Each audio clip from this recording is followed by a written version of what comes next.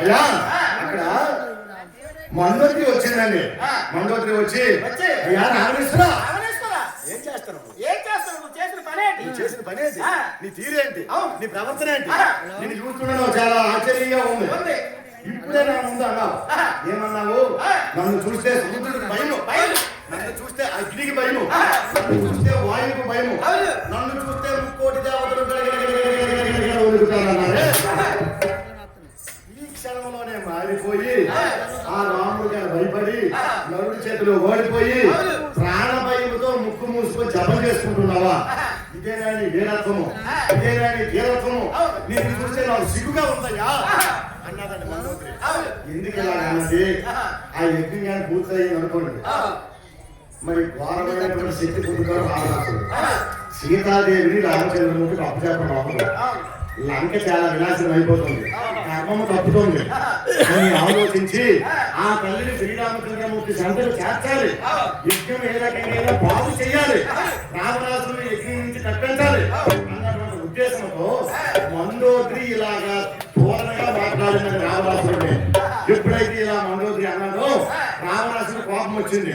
కోపం వచ్చి మండోత్రి మొహం చూశాడు. అది మండోత్రి మండోత్రి నీ పరిస్థితి చూస్తే ఏం బాగోలేదు.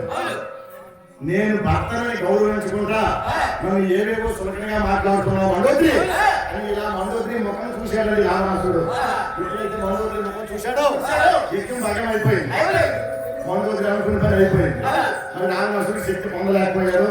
వెంటనే రావణాసుడు మండోత్రి కలిసి అంతఃపురానికి వెళ్ళిపోయాడండి. అంతఃపురానికి వెళ్ళిపోతే మాట్లాడడం చేయడాగేమో మాత్రం వచ్చింది మరేట్లేదు. అయ్యా ఎప్పుడైతే ఇలాగా మండోత్రి రావణాసుడు కలిసి అంతఃపురానికి వెళ్ళిపోయారండి. వెళ్ళగానే రామచంద్రమూర్తి ఏం చేశాడు? రణరంగంలో రావణాసురుడిని కొట్టి లంకకి తరిమిలాడండి. లంకకి తరిమి కొట్టిన తరువాత వెనుదిరిగి చూశాడు. తమ్ముడు లక్ష్మణస్వామి రణరంగంలో పడి ఉన్నాడు. అక్కడ తమ్ముడిని చూడటానికి రణరంగంలో వెతుకుతున్నాడు రామచంద్రమూర్తి. ఏ రకంగా వెతుకుతున్నాడంటే మరి మన వాళ్ళందరూ ఫోన్ చేశారు. ఇక్కడి నుంచి కథ చాలా అద్భుతంగా ఉంటుంది.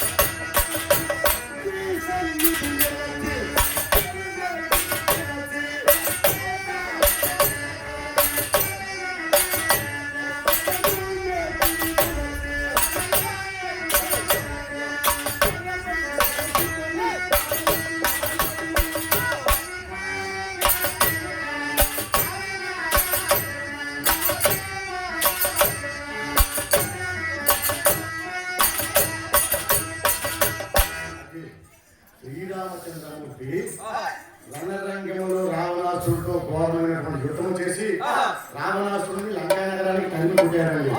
అలా తరిమి కొట్టిన తరువాత ఇలా రణరంగంలోకి వెనుదిరిగి చూశారు.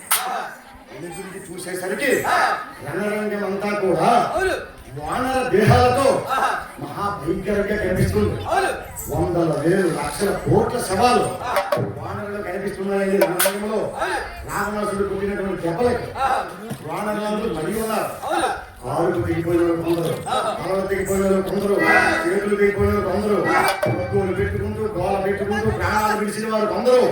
రణరంగమంతా మహాభయంకరంగా కనిపిస్తుంది రామచంద్రమూర్తి కంటికి. రామచంద్రమూర్తి రణరంగాన్ని ఇలా చూశాడండి ఒక్కసారి. అయ్యయ్యో, ఎంత ఘోరం జరిగింది, ఎంత అన్యాయం జరిగింది. రావణాసుడు ఎంత ఘోరం చేశాడు. ఇంతమంది వానర వీరులందరినీ కూడా పక్కన పెట్టుకున్నాడే. అయ్యయ్యో, ఓ వానర వీరులారా, నా కోసమే కదా మీరందరూ ప్రాణాలు విడిచారు, నా కోసమే కదా మీరందరూ ప్రాణత్యాగం చేశారు అని వాళ్ళ గురించి బాధపడుతూ ఆ వానర కటకములు తమ్ముడు లక్ష్మణస్వామి ఎచ్చోటను ఉన్నాడా అని రణరంగమంతా కూడా వెతుకుతున్నాడండి. శ్రీరామచంద్రమూర్తి రణరంగంలో ఇలా చూస్తున్నాడు. తమ్ముడా, లక్ష్మణ సహోదరా, ఎచ్చోటను ఉన్నావయ్యా. మీ అన్న శ్రీరామచంద్రమూర్తిని పిలుస్తున్నాడయ్యా. సహోదరా, మీ అన్న రామచంద్రమూర్తిని పిలుచుకున్నాను. ఒక్కవాడు పలకవా తండ్రి, ఒక్కవాడు నా వంక చూడవా తండ్రి. లక్ష్మణ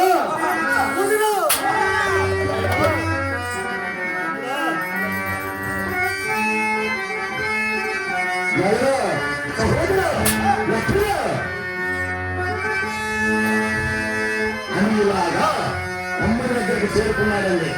తమ్ముడి దగ్గరికి చేరుకుని తమ్ముడు అక్కడ చూసి అల్లంత దూరాన్ని తమ్ముడిని చూశాడండి. అల్లంత దూరాన్ని తమ్ముడిని చూసి పరుగు పరుగున తమ్ముడి దగ్గరికి వెళ్ళి, తమ్ముడా, సహోదరా,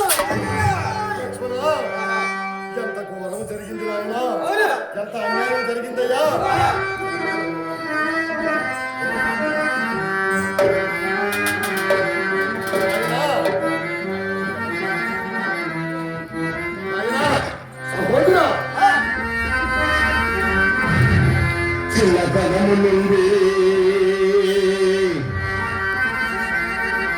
చిన్నతనము నుండి జనమైన విడచి మన మంగళైది.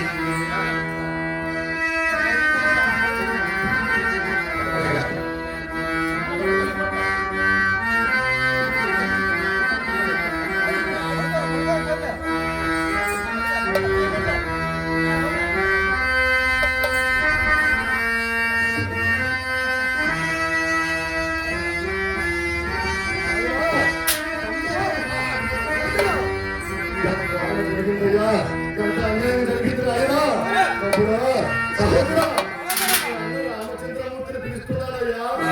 ఒక్క మారు కొనులు విప్పి చూడవా, ఒక్క మారు నోరు విప్పి మాట్లాడవా.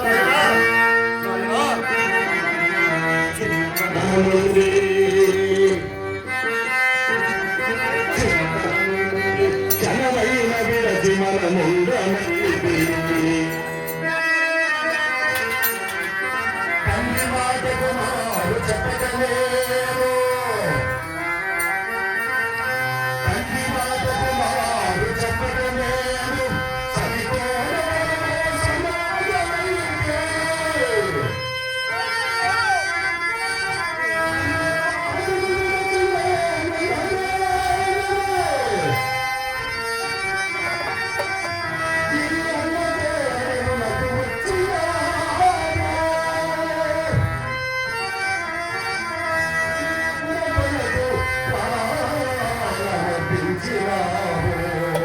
నీవు లేక నేను జీవించునయ్యా.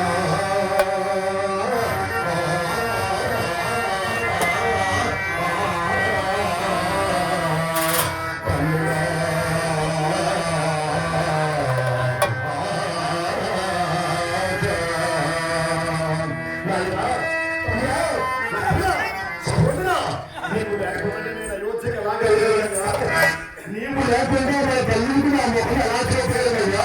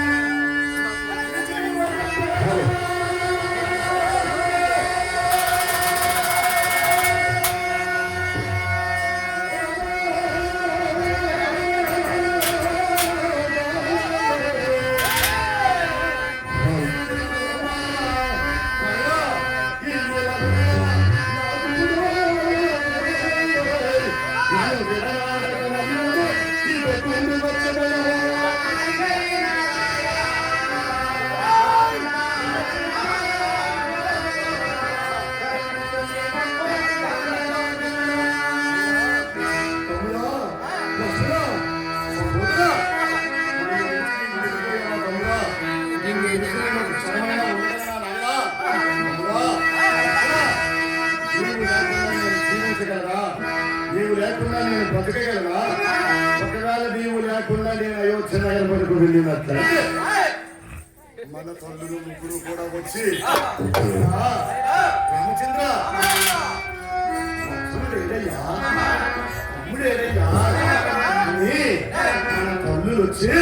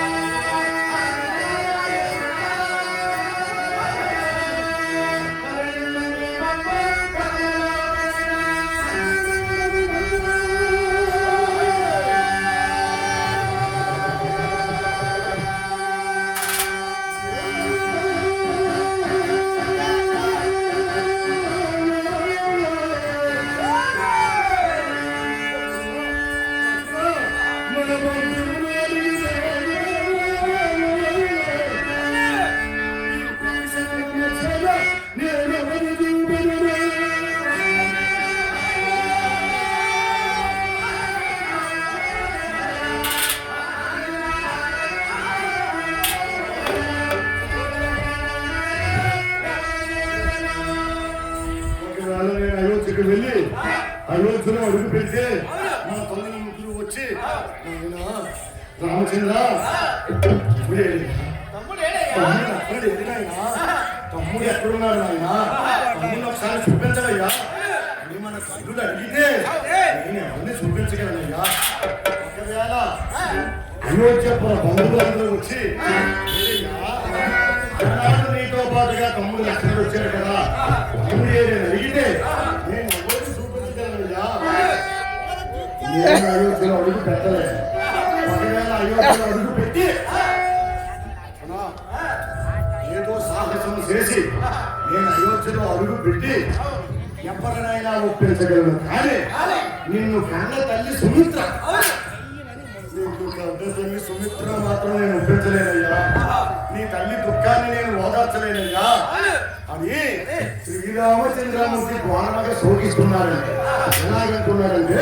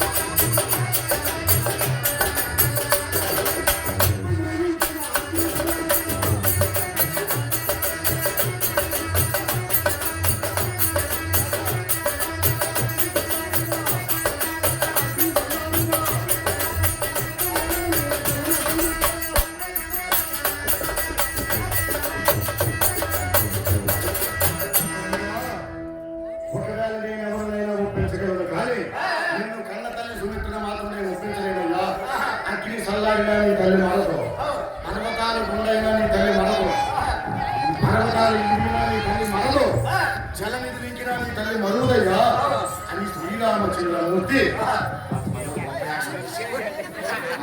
తొడలపై వేసుకుని వారంగా శోకిస్తూ ఉన్నాడయ్యా. ఎలా శోకిస్తున్నాడంటే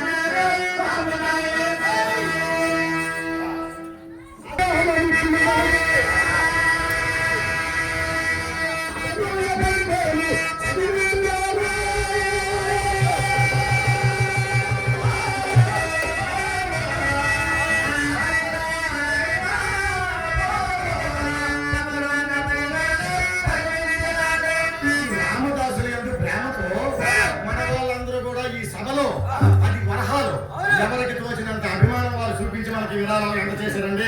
వారందరికీ కూడా ఆ శ్రీరామచంద్రమూర్తి కలకాలము చల్లగా వర్ధిల్లాలన్నటువంటి ఉద్దేశంతో మనకు అందిస్తే వారికి 1000 రావాలి అన్నటువంటి ఉద్దేశంతో అయ్యో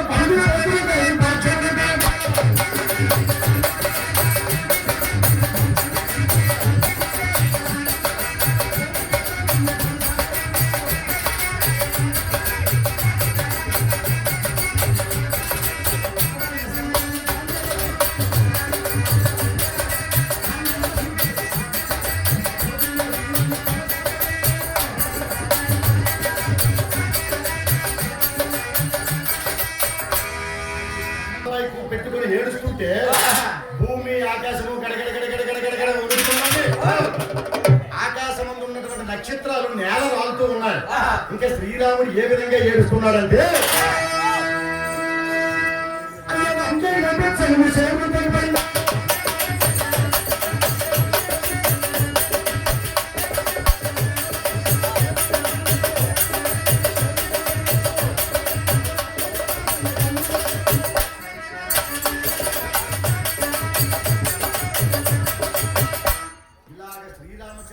ఎలా ఏడుస్తున్నాడు. రంగైన ముత్యములు చేరుకు తెగిపడినట్టు రాజేగద రామయ్య కన్నులొదకములు. రంగురంగుల ముత్యాలు మనము దండ కూర్చుకుంటే ఆ దండలో ఉన్నటువంటి దారము తెగి ఆ ముత్యాలు రంగురంగులుగా ఒక్కొక్కటి ఎలా నేల రాలుతాయో శ్రీరామచంద్రమూర్తి రణరంగంలో తమ్ముడిని తొడలపై వేసుకుని ఘోరముగా శోకిస్తూ ఉంటే రామచంద్రమూర్తి కంటి వెంబడ కారినటువంటి కన్నీరు రంగురంగులుగా నేల కారుతూ ఉన్నాయండి. అలా ఘోరముగా రామచంద్రమూర్తి శోకిస్తూ ఉంటే అతి సమయంలో ఎవరు చూశారో తెలుసా? సుసేనుడు చూశాడండి.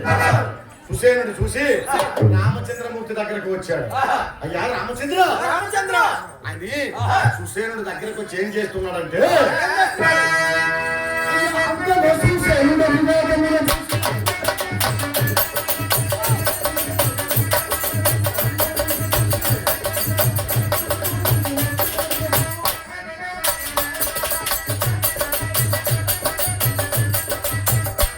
రామచంద్రమూర్తి రణరంగంలో సాక్షాత్తు రామచంద్రమూర్తి ఏడుస్తుంటే సుసేనుడి దగ్గరకు వచ్చాడండి. 2 చేతులను జోడించి రామచంద్ర ఏంటయ్యా నీ వంటి ప్రభువే ఏడుస్తుంటే మేమేమవ్వాలి మహాత్మా? నీవు ఏడవలసిన వాడు కాదు రామచంద్ర. నీ దర్శన భాగ్యం మాకు కలిగింది. నిన్ను తనివి తీరా మేము చూస్తూ ఉన్నాం. నువ్వు ఆనందంగా ఉంటే మేము ఆనందిస్తాం రామా. నీవు ఏడిస్తే మేము జీవించలేమయ్యా అని శ్రీరామచంద్రమూర్తికి నమస్కారాలు మార్చి సుసేనుడు అనుకున్నాడండి. ఏమనుకున్నాడంటే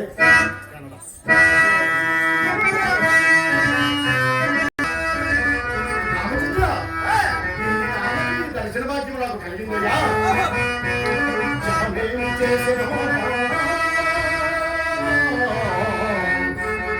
జనగరాజు కళ్యాణ రామునికి కాలు కడుగా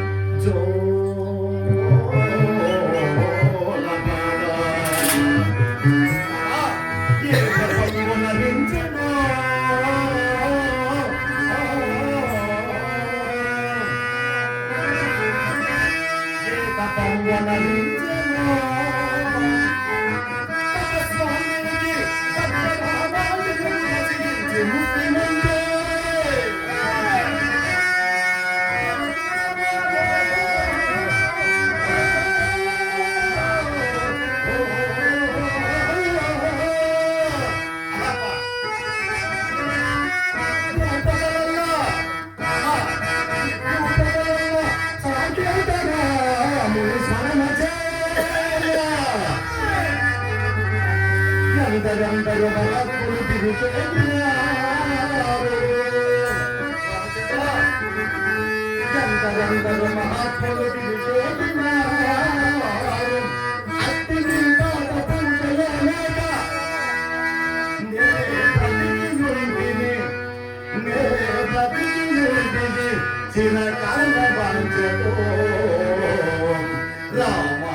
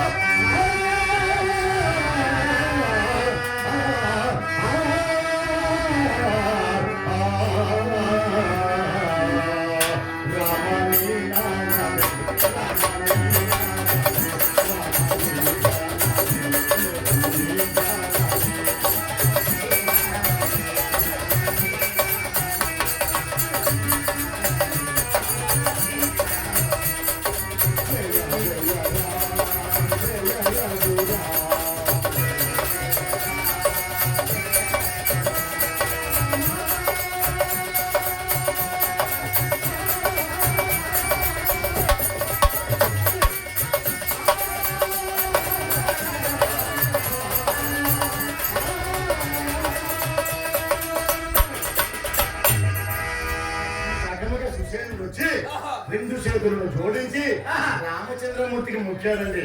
ముఖ్య అక్కడ అంటున్నాడు, రామా నీవు ఏడవలసినటువంటి వాడు కావయ్యా, నీవు సామాన్యమైనటువంటి మానవుడు కాదు,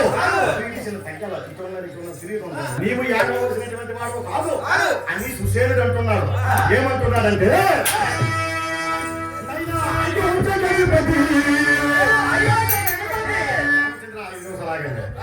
నీవు